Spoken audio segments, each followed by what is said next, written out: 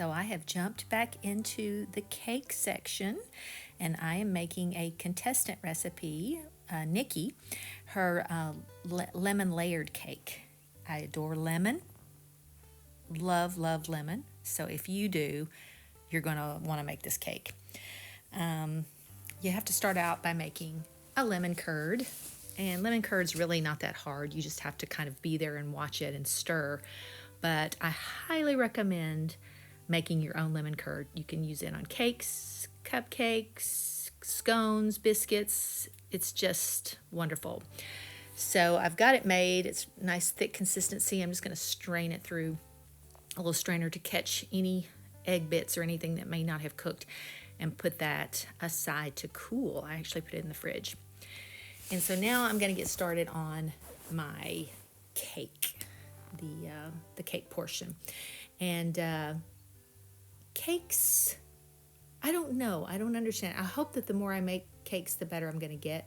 But I don't know if it's just these British recipe cakes are harder than traditional American cakes. I'm not sure, but they tend to be drier than our cakes. But this one actually was a little bit better, I have to say, when it was all said and done. But again, just the process of mixing in your dry ingredients, finishing it off with some fresh lemon juice. Always be sure and use fresh lemon juice if you can. It really makes a huge difference in the taste of your cake. But I've got the cake batter made. You can see it's kind of a thick consistency, and I have 3 8-inch cake tins here that I have sprayed some non-cooking spray and put some parchment rings in the bottom, and I'm just going to kind of smooth out the cake batter. And I think the real key with cakes is making sure that each layer is even and flat and the same size, because that can really affect when they're done. So my cakes are fully done, and I've let them cool, and I'm going to start making the buttercream frosting. It's just traditional buttercream with powdered sugar there, and I'm really loving my new Robin's Egg Blue KitchenAid mixer there. really enjoying it, my new mixer. But anyway, so be careful when you're making the buttercream, because the powdered sugar can go everywhere.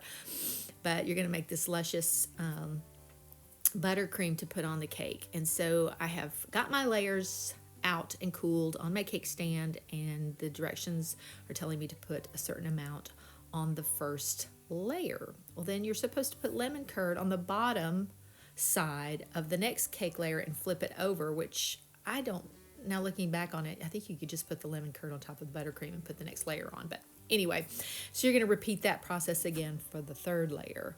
And here's the tricky part. It's the frosting, it's the icing, and the picture in the book. It's all perfect there. My cake split, but nothing that some frosting won't cover. You're going to take some of your lemon curd and put it in with the remainder of your buttercream to finish frosting your cake. The picture in the book made it look really yellow. Mine did not turn out that yellow.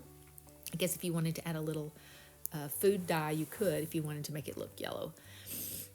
This right here is white chocolate. I made a white chocolate ganache, and these are for the little pipings that you're going to put on top of the cake. So I have let that set, and I'm going to whip it up and use a little star tip with my icing bag to pipe the little decorations. So coming up, you're going to see how I've kind of got it as smooth as I can. I don't understand how these people do these wonderful smooth cakes, but it's okay. It tastes good. So I've gotten it as well as I can. I'm going to try to flatten out the top a little bit more with my little spatula there. But I don't know. I don't know if it's the frosting, just my inability. I don't know. But anyway, so there I've piped on some little kisses with my white chocolate ganache there on the top. And then you're going to take some freeze-dried raspberries. I've just pulverized them in the food processor, and you're going to make them around the base of the cake, and where they come up just a little bit on the side. So I kind of did this technique. I thought this was the easiest way to kind of get it to stick up onto the side of the cake. You don't want it to come up all the way to the top. So there's their picture. It's beautiful. She even added some fresh flowers. Here's mine. Mine turned out very patriotic looking, which was perfect because I was going to a Memorial Day cookout, and so I took this. And I have to tell you guys, it was a hit. It was so good. So good. So I highly recommend making Nicky's layered lemon cake.